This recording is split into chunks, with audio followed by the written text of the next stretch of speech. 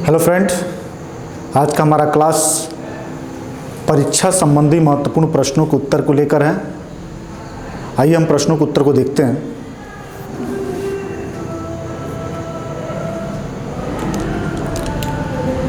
ये ज़्यादातर प्रश्न के उत्तर ब्रिटेन के संविधान से लिए गए हैं। निम्नलिखित में से कौन सी ब्रिटिश संविधान का स्रोत नहीं है? ब्रिटिश संविधान का स्रोत नहीं है।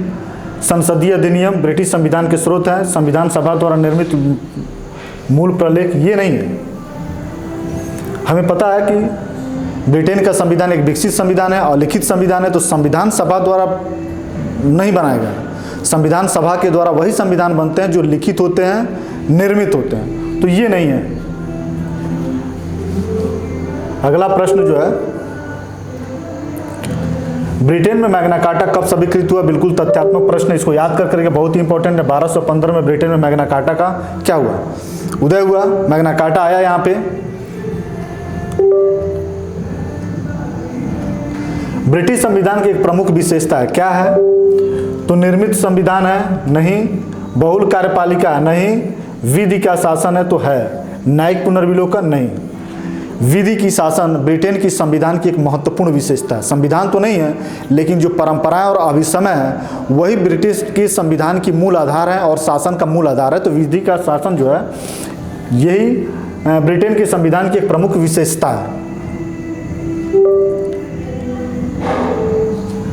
ब्रिटेन में संविधान जैसी कोई वस्तु नहीं है। यह बात किसने कहा? ब्रिटेन में संविधान जैसी वस्तु नहीं है। ब्रिटेन में संविधान जैसी वस्तु नहीं है, इसका मतलब अलिखित संविधान है, विकसित संविधान है। ये बात कहा था डॉक्टर डी टॉकविल। ये भी बहुत इंपॉर्टेंट है, जो ब्रिटिश संविधान के संदर्भ में बहुत सारे क्वेश्चन, ये कई सारे परीक्षाओं में पूछा भी जा चुका है और आपसे पूछने की भी संभावना ज़्यादातर बनता है।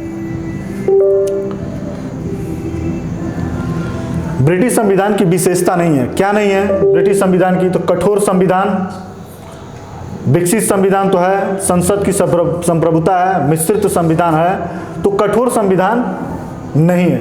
ठीक है, ये हमको पता है कि जो ब्रिटेन की संविधान एक विकसित संविधान है, लचीला संविधान है, कठोर संविधान नहीं है। तो नहीं है पूछा है, तो नहीं है में इसका आंसर यही होगा।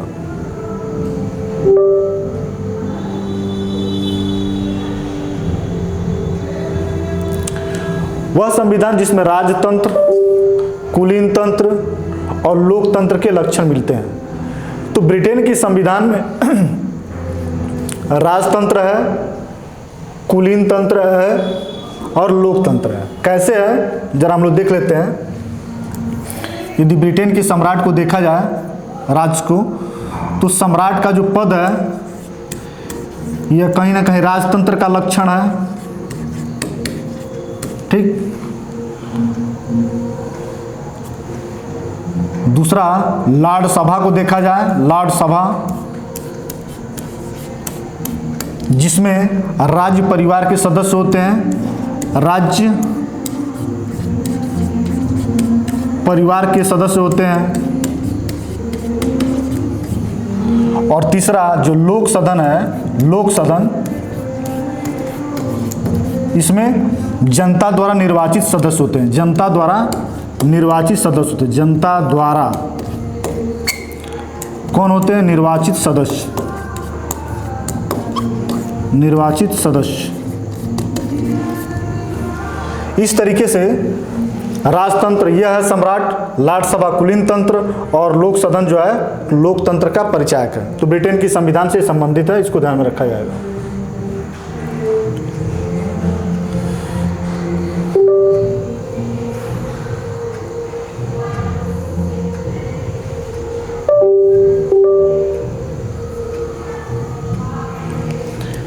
ब्रिटिश संविधान लचीला है। क्यों ब्रिटिश संविधान लचीला क्यों है? इसका क्या कारण है? तो ब्रिटिश संविधान जिसमें साधारण कानून के निर्माण की पद्धति से ही संविधान का संशोधन संभव है।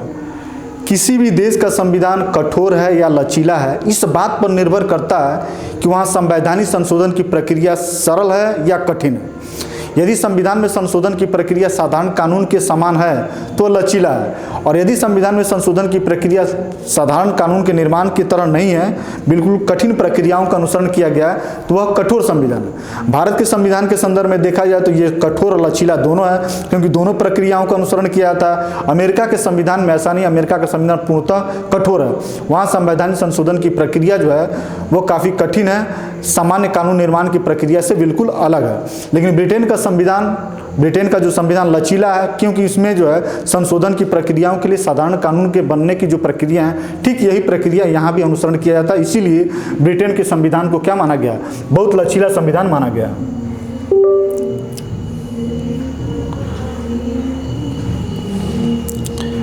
ब्रिटिश संविधान की एक प्रमुख विशेषता है, ब्रिटिश संविधान की एक प्रमुख विशेषता क्या है? केंद्र और इकाइयों के बीच संविधान द्वारा शक्तियों के विभाजन नहीं है, शक्ति पृथक्करण यहाँ तो है ही नहीं, ये अमेरिका का है। सिद्धांत और व्यवहार में अंतर। अब ब्रिटेन की संविधान में सिद्धांत और व्यवहार में अंतर कैसे है? देखिए, सिद्धांततः देखा जाए तो ब्रिटेन एक राजतंत्र है, लेकिन व्यवहार में क्या है? वहाँ पूरी तरीके से लोकतंत्र है। आज भी कार्यपालिका शक्तियाँ सिद्धांतों की दृष्टि से सम्राट के अंदर नहीं थे, लेकिन उन शक्तियों का प्रयोग व्यवहार में कौन करता है? प्रधानमंत्री वहाँ करता है, जो जनता द्वारा निर्वाचित होता है। इसलिए जो ब्रिटिश संविधान की एक प्रमुख विशेषता यह माना गया कि वहाँ सिद्धांत और व्यवहार में क्या है? बहुत अंतर है। यही इसकी मूल विशेषता है।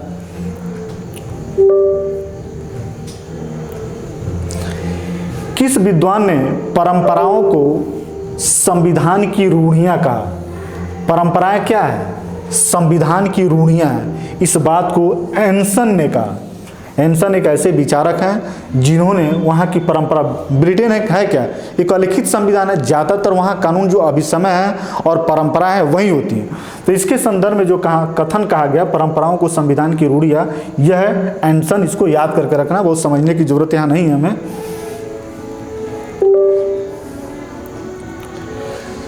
संसद से संबंधित प्रमुख परंपरा क्या है? संसद से संबंधित परंपरा, संसद ऐसी बातें जो कानून में लिखित नहीं है लेकिन वो परंपराओं में है और उसका अनुसरण बिल्कुल कानून की तरह किया जाता है। यह है लोक सदन का अध्यक्ष स्पीकर राजनीतिक दृष्टि से निर्दलीय होता है। ब्रिटेन में एक ऐसी व्यवस्था है कि संसद की कार्रवाइयों को संचालन करने के लिए लोक सदन में एक स्पीकर या अध्यक्ष का चुनाव होता है। वह किसी न किसी राजनीतिक दल से संबंधित होता है। जैसे ही वह व्यक्ति किसी भी राजनीतिक दल का जब स्पीकर निर्वाचित हो जाता है तो अपने राजनीतिक दलों से उसकी सदस्यता समाप्त हो जाती है, वह निर्दल हो जाता है, वह तटस्थ हो जाता है। ऐसी परंपरा जो है ये कहीं से संविधान किसी कानून में नहीं लिखा हुआ, बल्कि ये परंपराओं का अनुसरण किया जाता है। चूंकि संसद से संबंधित है स्पीकर, इसलिए संसद से संबंधित प्रमुख परंपरा इसी को माना गया।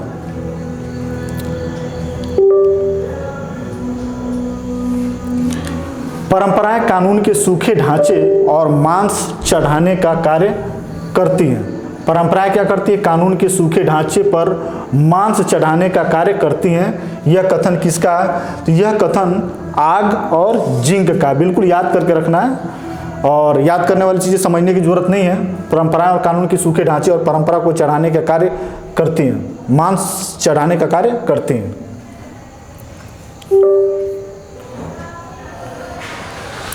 परंपराओं के बारे में कौन सा कथन सही है? परंपराओं क्या है? संयोगवश उदय होता है और उपयोगिता के कारण जो है अपना लिया जाता है। जो भी परंपराएं हैं ये कहीं बैठ के बनाई नहीं जाती हैं, ये संयोगवश परिस्थितियां बस उत्पन्न हो जाती हैं, लेकिन जैसे ही उसकी उपयोगिता समाज महसूस करने लगता है उसको अनुसरण करने लगता है और अपनी उपयोगिता के कारण वह परंपराएं जो निरंतर समाज में बनी रहती हैं। यह परंपरा के बारे में सबसे सटीक बातें हैं। जो संयोगवश उदय होता है और उपयोगिता के कारण वह अपना लिया जाता है। ठीक है, कौन सा वक्तव्य गलत? हमको गलत वक्तव्य का चुनाव करना है। तो परंपराएं क्या? संयोगवश जन्म लेती है, बात सही है। परंपराएं निश्चित और स्पष्ट होती है, ये भी बात सही है। परंपराएं अलिखित होती है, ये भी बात सही है। परंपराएं कानून द्वारा लागू नहीं की जा सकती, ये गलत है। जितनी भी परंपराएं हैं वह कानून के आधार परंपरा ही बनती है और परंपराओं के आधार पर ही कानून का निर्माण किया जा सकता है, ये बातें गलत है। परंपराओं का पालन इसलिए होता है कि उन्हें लोकमत का समर्थन क्या होता है? प्राप्त होता है। लोकमत का समर्थन प्राप्त होता है, ये कथन करने वाले डायसी हैं। परंपराओं का पालन इसलिए होता है उन्हें लोकमत का समर्थन प्राप्त होता है। जो परंपराएं होती है वास्तव में समाज के द्वारा निर्मित, समाज द्वारा अनुसरण की गई व्यवस्था होती है। और इस समाज की जो ये व्यवस्था है, कहीं ना कहीं समाज के लोग इस पर अपने जनमत को रखते हैं। ये कानून द्वारा निर्मित नहीं होता, कानून द्वारा संरक्षित भी प्राप्त नहीं होता, बल्कि जनमत उसके साथ होता है। और जो शासक होते हैं उनको हमेशा भय किससे रहता है? जनमत से ही रहता है। तो इसका आंसर डायसी ने इसको अपने कथन के रूप में स्पष्ट किया है।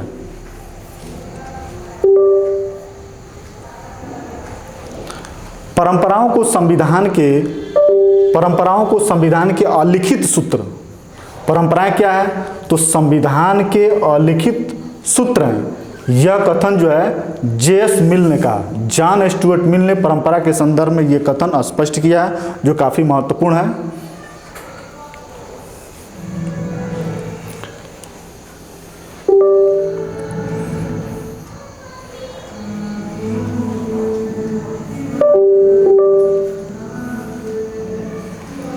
कौन सा वक्तव्य सही नहीं है? हमें सही नहीं है चुनना है। तो इसमें जो ब्रिटिश सम्राट ब्रिटेन की कार्यपालिका का नाम मात्र का प्रधान होता है, ये तो बात सही है। सम्राट स्वर्णिम शून्य होता है, ये भी बात सही है। ब्रिटिश सम्राट कोई गलती नहीं करता, ये भी बात सही है। ब्रिटिश सम्राट शासन करता है, राज नहीं, यही कथन गलत है। ब्रिटिश सम्राट शासन नहीं, राज करता है, ठीक है, शासन नहीं करता। तो यहाँ उल्टा दिया है लिखना, तो हमें गलत कथन का चयन करना है। तो ब्रिटिश सम्राट शासन नहीं बल्कि राज करता है, शासन नहीं करता, यही कथन क्या है? गलत है।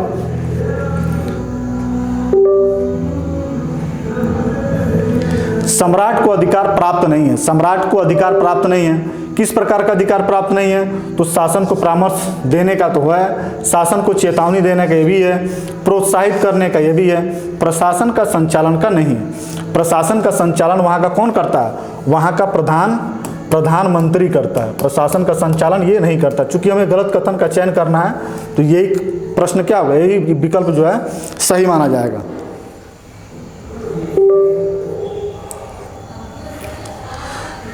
कौन सा वक्तव्य सही नहीं है? कौन सा वक्तव्य सही नहीं है? तो राजा अमूर्त है और राजमुकुट मूर्तमान है, गलत है। राजा अमूर्त का मतलब ये होता है जो दिखाई नहीं देता। तो राजा तो दिखाई देता, राजा व्यक्ति है, दिखाई देता है। मूर्त है तो उल्टा दिया हुआ का मूर्त है। राजमुकुट को अमूर्त कहना चाहिए, तो इसको मूर्तिमान कह दिया गया। ठीक है, तो यही प्रश्न जो है, यही विकल्प जो है सही होगा।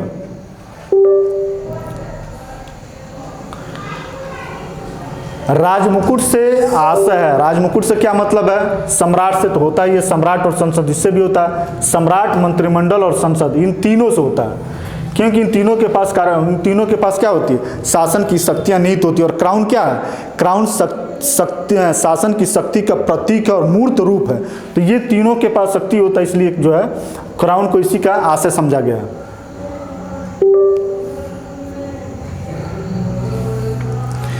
किस लेखक ने क्राउन को एक सुविधाजनक काम चलाऊ उपकल्पना माना? सुविधाजनक काम चलाऊ उपकल्पना, ये सिडनी लो है।